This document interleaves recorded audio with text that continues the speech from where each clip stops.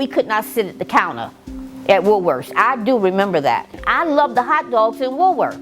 I loved it. My mom would take me and my brother down. We did our shopping. You would have to stand up to eat your hot dog. We had a bus station that was separate. You had to go in one part. And I remember seeing the water fountains where you had black and you had white. When you get on that bus, you have to sit in the back.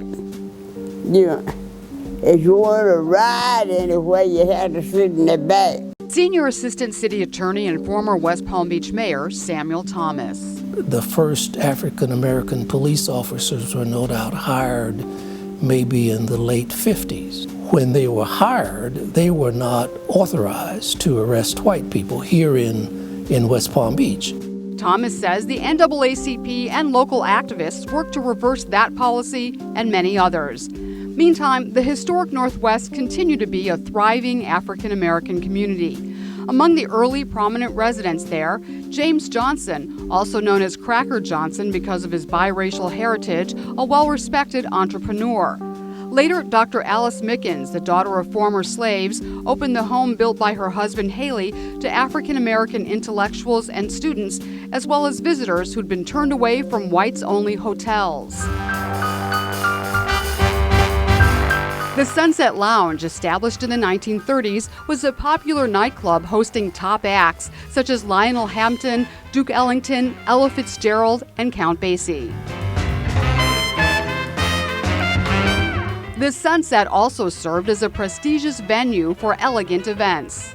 I was a debutante. I was introduced to society at the Sunset. The young man is holding your hand, and you're going to get your flowers, and you felt special. Some longtime residents say early days in the historic Northwest were very special, in some ways idyllic.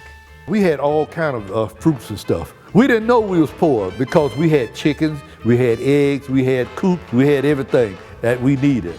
My uncle would go out and kill alligator. We even had alligator tail. Back then, black and white students went to separate schools. Attempts to enroll black children in a so-called white school met with hostility and violence.